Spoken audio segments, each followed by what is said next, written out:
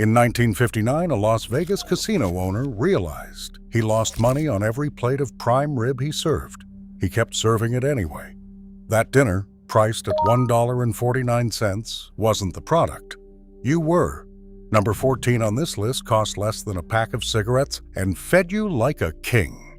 Number 3 was so cheap that critics accused the casino of lying about the price. For 50 years, Vegas ran the best food deal in America, and most people never understood why.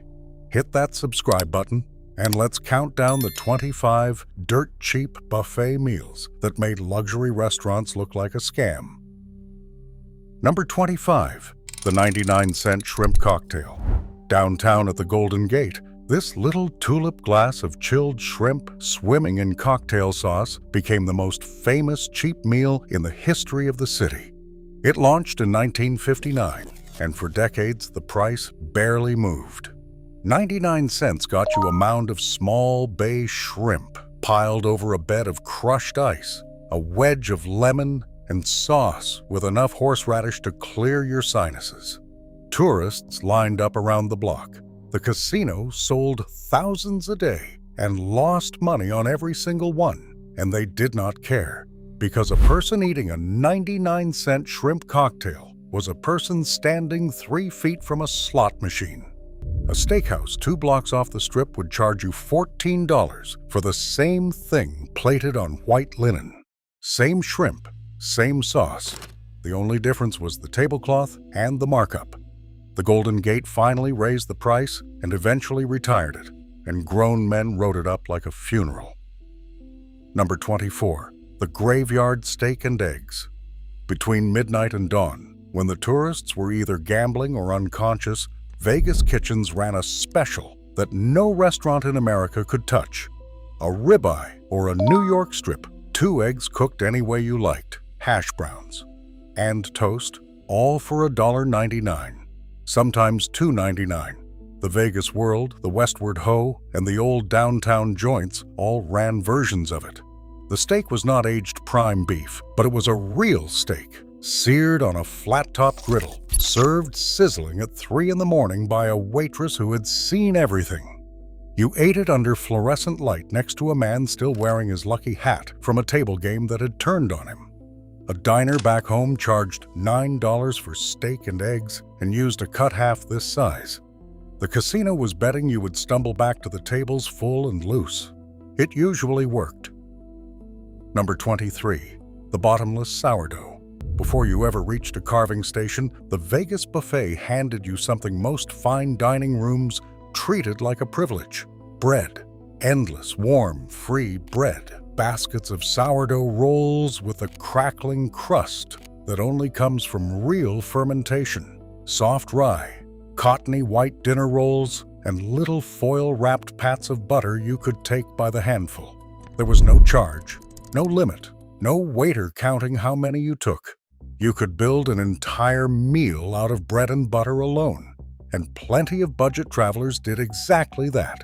A white tablecloth restaurant charged you for the bread service or made you feel cheap for asking for more. The buffet just kept refilling the basket.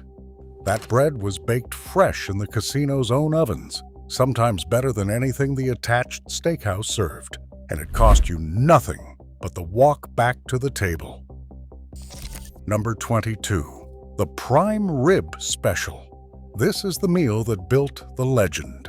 In the 1950s and 60s, a full prime rib dinner, a thick pink slab of slow-roasted beef with a baked potato and vegetables, went for as little as $1.49. As the decades passed, the price crept up to $5.95, then $8.95. But the deal never stopped being absurd. The Sahara, the Frontier, Sam's Town, and a dozen others ran prime rib specials that undercut every steakhouse in the country. The beef was roasted overnight in low ovens, wrapped in rock salt, and carved to order under a heat lamp by a man in a paper hat. It came pink and tender with a rim of rendered fat and a puddle of au jus. A steakhouse on the same strip charged $40 for a smaller cut. The casino served theirs at a loss on purpose, because a satisfied gambler is a generous gambler. Number 21. All-you-can-eat crab legs. For one flat price, usually somewhere between $8 and $15, the seafood buffet turned you loose on a mountain of snow crab. Bright orange clusters piled high over shaved ice, tongs sitting in a metal tray, a little dish of drawn butter waiting nearby. You could go back 6 times, 10 times. The staff did not blink. Men loosened their belts and treated it as a personal challenge, cracking legs with metal cutters until the table looked like a crime scene of empty shells. A seafood restaurant would charge you $50 for a single crab dinner and give you 1 cluster. The buffet let you eat until you physically could not continue. The casinos bought crab by the ton and priced it as bait. Nobody who ate 2 pounds of crab legs for $12 ever felt like a sucker. They felt like they had gotten away with something. Number 20. The Midnight Buffet. This was theater as much as food. Around 11 at night, the casinos rolled out an entirely separate spread. Ice sculptures dripping under warm lights, whole poached salmon laid out on mirrors, carved fruit, shrimp fanned around silver bowls, and desserts stacked like a wedding display. It ran a few dollars. Sometimes it was comped entirely if you had been playing. The whole point was spectacle, to make a working-class tourist feel like a high roller for the price of a movie ticket. You filled a plate with peeled shrimp and roast beef and cheesecake at midnight, surrounded by red velvet and chandeliers. A hotel restaurant would have charged you $100 to feel that fancy. The Midnight Buffet handed it to you for the cost of loose change and the willingness to walk past the craps tables on your way in. Number 19. The made-to-order omelet. At the morning buffet, past the trays of scrambled eggs and bacon, there was always a cook standing over a row of hot pans, and he would make you an omelet exactly how you wanted it, right in front of you, for free. Ham, cheese, peppers, onions, mushrooms, whatever was in the little metal bins. He would pour the eggs, fold them over the fillings, slide the omelet onto your plate, and start the next one before you had walked away. There was no extra charge, no upcharge for add-ins, no limit on how many you could order. A brunch spot back home charged $14 for a 3-egg omelet and made you wait 40 minutes. The buffet cook made you 2 in the time it took to pour a coffee. It was the single, clearest example of the whole Vegas trick. Restaurant service, restaurant quality, buffet price. First pattern break. Here is the thing nobody explained to you at the door. None of this food was ever supposed to make money. The Las Vegas buffet was invented as a loss leader, a deliberate money-losing bribe designed to keep you inside the building. In 1946, a publicist named Herb McDonald at the El Rancho Vegas needed a way to keep late-night gamblers from wandering off to find food. So he set out a spread of cold cuts and cheese for $1 and called it the Buckaroo Buffet. It worked so well that every casino in town copied it within a few years. The math was simple and ruthless. A man who leaves to find dinner might not come back. A man who eats prime rib for $1.49 stays, and stays fed, and stays gambling. The food was cheap because the food was never the business. You were the business. Every plate was an investment in your continued presence at the table, and the house always got its money back and then some. Number 18. Peel and eat shrimp by the pound. Separate from the fancy cocktail, the buffet seafood station kept a bottomless trough of chilled peel and eat shrimp buried in ice, and you could pile your plate as high as gravity allowed. Cold, snappy, faintly sweet, with cocktail sauce and lemon on the side. Regulars had a system. They would fill a plate with nothing but shrimp, peel the whole mound into a napkin, and eat them one after another like popcorn. A restaurant appetizer of 6 shrimp cost $12. The buffet gave you 60 for the price of admission, and if you finished them, you walked back and got 60 more. Casinos bought shrimp in 50-pound cases and treated it as an amenity, like the free parking and the free drinks. The luxury seafood tower at the steakhouse upstairs was the exact same product, arranged prettier and priced at a robbery. Number 17. The Chow Mein Station. Every good Vegas buffet had an Asian corner, and it was often the best-kept secret in the room.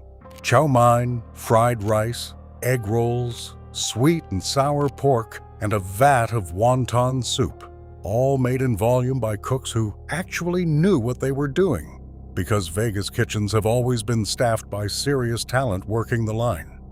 You could load a plate with lo mein and orange chicken and pot stickers for the same flat price as everything else. The noodles were slick with soy and studded with bean sprouts. The egg rolls crackled when you bit them. A sit-down Chinese restaurant on the Strip charged $18 for a single entree of the same dish. The buffet let you sample 8 of them in one trip.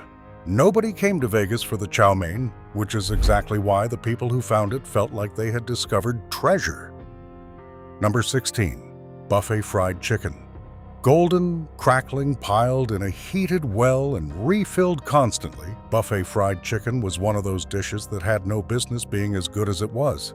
The casinos went through so much of it that it never sat long enough to go dry. Thighs and drumsticks and breasts with a craggy, seasoned crust, hot and greasy in the best way, sitting right next to the mashed potatoes and the gravy boat and the collard greens. You could take 4 pieces and go back for 4 more. A southern restaurant charged $16 for a 3-piece plate. The buffet gave you the whole bird if you wanted it, plus the sides, plus dessert, for less than the restaurant's appetizer. Casino food volume worked in your favor. When a kitchen fries 1,000 pieces of chicken a day, the quality holds, because nothing has time to sit under a lamp and die. Number 15. The carving station. There was always a man in whites standing behind a heat lamp with a long knife and a haunch of something, and he was the most popular person in the room. Roast beef, honey-glazed ham, roast turkey, sometimes leg of lamb, carved to order, as thick or thin as you asked, as many slices as you wanted. He would fan 3 pieces of rare roast beef across your plate and ladle just over the top without a word about portion size. A restaurant would have charged you $30 for that plate of roast beef and given you 2 slices. The carver just kept slicing. He was the human symbol of the entire Vegas food philosophy. A professional cook handing you restaurant-quality meat for free over and over. All night, because the house wanted you happy and heavy and unwilling to leave the property. Number 14. The 49-cent hot dog. Not technically a buffet, but too legendary to leave out. Casinos ran loss leader snack bars, where a hot dog cost less than a phone call. Sometimes 49 cents, sometimes 99, sometimes bundled with a beer or a shrimp cocktail into a deal that made no financial sense. A fat all-beef dog in a steamed bun with mustard, onions, and relish, handed to you at a counter tucked between the slots. You could feed yourself for under $1 in a city that supposedly separated fools from their money. The point was always the same. Keep the gambler fed, keep the gambler in the seat. A hotel room service hot dog cost $18 plus a service charge plus a delivery fee. The casino snack bar sold you the identical dog for pocket change because the casino did not want your dinner money. It wanted the rest of it. Second pattern break. Here is what makes the whole thing almost hard to believe. The luxury restaurants and the loss leader buffets often ran out of the same kitchen. The prime rib carved for $1.49 at the buffet and the prime rib plated for $40 at the steakhouse upstairs frequently came off the same slab of beef, cooked by the same crew, in the same building. The difference in price was not the food. It was the theater. Fine dining sold you tablecloths, dim lighting, a wine list, and a waiter who called you sir. The buffet stripped all of that away and sold you the food naked, at cost or below, and let you serve yourself. Once you understood that the meat was identical, the $40 dinner started to feel less like a splurge and more like a con. You were not paying for better beef. You were paying for the performance of luxury. And Vegas had already proven, one steam tray at a time, that the performance was the only thing you could skip. Number 13. Ellis Island's off-menu steak. Just off the Strip, a locals casino called Ellis Island ran a steak special that was not printed on any menu for years. A complete dinner of a 10-ounce sirloin, salad, vegetable, potato, and a slice of bread for around $7 or $10. You had to know to ask for it. The steak came off a real grill with real char, a full-sized cut, not a scrap. Word spread by whisper among cab drivers, dealers, and off-shift cooks who knew where the real value was. The whole meal cost less than a single appetizer at the celebrity steakhouses a quarter-mile away. Ellis Island did not advertise because it did not need to. The people who mattered already knew. It became a pilgrimage for anyone who understood that the best deal in Vegas was almost never the one with the biggest sign out front. Number 12. The holiday carving spread. On Thanksgiving, Christmas, and Easter, the Vegas buffet transformed into a groaning table that would have humbled a country club. Whole roasted turkeys, spiral hams glistening with glaze, prime rib, candied yams, stuffing, cranberry, green bean casserole, and a dessert wall that went on for yards. The price barely moved, maybe $15 or $20, for a holiday feast that would have cost a family $200 to cook at home and $400 to eat at a restaurant. Widows, retirees, and off-shift casino workers filled those rooms every holiday. People who had nowhere else to go and no one to cook for, and they ate like royalty for the price of a paperback. A hotel holiday brunch elsewhere in the country ran $75 a head. In Vegas, the same feast fed you and left change in your pocket because the house wanted you there on the holidays, most of all. Number 11. Soft serve, endless. Tucked in the dessert corner was a chrome soft serve machine with 2 levers, vanilla and chocolate, and a stack of cones and bowls beside it. And it was free, unlimited, and entirely yours to abuse. Kids built towering swirls. Adults pretended the ice cream was for the kids. You could pull the lever as many times as you wanted, mix the vanilla and chocolate into a twist, and bury it in the sprinkles and chocolate sauce, and crushed cookies at the topping bar. An ice cream shop charged $6 for a single scoop. The buffet handed you a machine and walked away. It was a small thing, but it captured the whole spirit of the place. Abundance without judgment. In a city built to take your money, the soft serve machine asked for nothing. And something about pulling that lever for the 4th time felt like getting one over on the house. Number 10. The Champagne Sunday Brunch. Sunday morning, the buffet added a detail that turned a cheap meal into an occasion. Bottomless sparkling wine. For a few dollars more than the regular price, sometimes just built into it, you got a glass that never emptied, refilled by a roaming server, while you worked through eggs Benedict, made-to-order omelets, smoked salmon, prime rib, and a dessert table. People dressed up for it. Couples celebrated anniversaries at buffet prices and felt fancy doing it. A champagne brunch at a proper restaurant ran $50 or $60 a person and rationed the pours.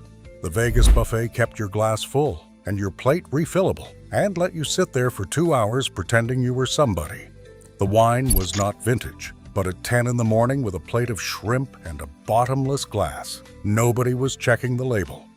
Third pattern break. Here is the part that stings. Almost all of it is gone now. The Great Vegas Buffet, the loss leader miracle that fed working people like kings for 60 years, has been quietly strangled to death. The corporate takeover of the Strip changed the math. The new owners looked at the buffets and saw not a bribe to keep gamblers happy, but a line item losing money, and they wanted every square foot to earn. The celebrity chef restaurant, charging real prices for real profit, replaced the carving station. Then the pandemic shut the buffets down entirely, and most of them never reopened. The 99-cent shrimp cocktail is a memory. The dollar prime rib is a legend told by old-timers. What replaced it is a strip where a plate of food costs what it costs everywhere else, plus a resort fee, plus a service charge, plus the privilege of being there. The deal is dead. The city that once fed you for free now charges for the ice water. Number 9. Bread pudding and the dessert wall. Past the soft serve was the real spectacle, an entire wall of desserts, and the crown jewel was almost always the bread pudding, warm, custardy, studded with raisins, sitting in a chafing dish under a ladle of whiskey sauce or vanilla cream. Beside it, cheesecake, chocolate mousse, pie by the wedge, Jell-O in 5 colors, cookies, brownies, and a chocolate fountain with skewers of fruit. All of it free, all of it unlimited. You did not choose a dessert. You took 6 and made a plate. A restaurant charged $12 for a single slice of that cheesecake. The buffet let you sample the entire pastry case. The bread pudding especially was a sleeper, a humble Depression-era dessert made from stale bread, elevated by casino cooks into something that could headline the menu at a place charging 4 times as much. Number 8. The Seafood Friday spread. Some buffets built their whole reputation on one night, and Friday seafood was the crown. Snow crab, peel and eat shrimp, oysters on the half shell, smoked salmon, mussels, clams, crawfish in season, and a raw bar manned by a cook shucking to order. For a flat price in the teens or low 20s, you had access to a spread that would have run $200 at a coastal seafood house. People planned their trips around it. They skipped lunch to make room. The Rio's Village Seafood Buffet became so famous that tourists booked the hotel just to eat there. A seafood tower at a fine dining restaurant, the exact same crab and shrimp and oysters, cost a small fortune and fed 2 people once. The buffet fed you until you surrendered, refilled the ice trays in front of you, and never once suggested you had taken enough. Number 7. The Belgian Waffle Station. Morning buffets had a second cook working a bank of waffle irons, and he would pour the batter, close the lid, and hand you a hot, crisp Belgian waffle in deep golden squares, built to hold syrup and butter, and a mountain of strawberries and whipped cream from the topping bar. Free, made fresh, as many as you wanted. Kids loved watching the little timer light turn green. A breakfast place charged you $15 for a plate of waffles and rushed you out for the next table. The buffet cook made you a fresh one every time you came back and never once looked at his watch. It was the same story as the omelet station, a trained cook making a hot, made-to-order dish for free all morning, because the whole design of the place was to make you feel taken care of while your money slowly migrated toward the pit. Number 6. The Taco Bar. The Mexican station was where the buffet quietly outclassed restaurants that charged triple. A steam table of seasoned ground beef and shredded chicken, warm tortillas, refried beans, Spanish rice, and a topping spread of cheese, lettuce, pico, guacamole, sour cream, and jalapenos, so you could build your own tacos exactly the way you wanted, as many as your plate would hold. Some casinos ran a fresh salsa and a guy pressing tortillas by hand. A sit-down Mexican restaurant charged you $16 for 3 tacos. The buffet let you build a dozen and go back for more. Vegas has always had a deep bench of Mexican cooks working its kitchens, and the buffet taco bar was often better than the tourist trap cantinas, charging real money on the strip, hidden in plain sight, for the price of the same admission that got you the crab legs and the prime rib. 4th pattern break. Understand what the buffet really was, and you understand why people mourn it. It was the most democratic room in America. Inside those walls, a bus driver and a millionaire paid the same price and ate off the same trays. A retiree on a fixed income sat next to a bachelor party, and both of them piled their plates as high as they wanted. And nobody was judged, nobody was rushed, and nobody was told they had reached their limit. In a country that increasingly charges you for every ounce of comfort, the Vegas buffet was a place where, for one flat price, abundance belonged to everyone equally. That was never the point for the casinos, of course. The point was the slot machine 40 feet away. but the accidental result was something close to generosity, a place where a working family could eat like the rich for an afternoon. And that is exactly the thing the New Vegas decided it could no longer afford to give away. Number 5. Biscuits and gravy, endless. The morning buffet always had a chafing dish of split buttermilk biscuits and a vat of sausage gravy, thick, peppery, studded with crumbled pork, and you could ladle as much as you wanted, over as many biscuits as you could carry. It was the cheapest, most filling breakfast in the building, and for a lot of people, it was the whole meal.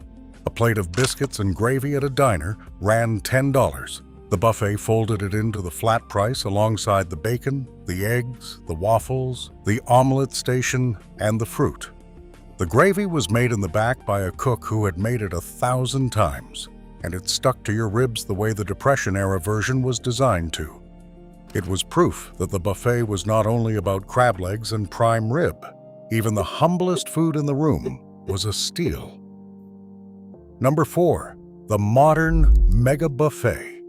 Before the fall, Vegas made one last great push, and the Bacchanal at Caesars set the new standard. This was not the old steam tray spread. This was a food hall of live-action stations, hand-carved meats, fresh sushi, wood-fired pizza, a raw bar, dim sum, gelato, and a dessert room that looked like a bakery.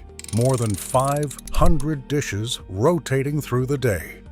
Yes, the price climbed into the 40s and beyond, but for that one flat number, you had access to a spread that would have cost hundreds if you ordered each dish a la carte at the restaurants that inspired them.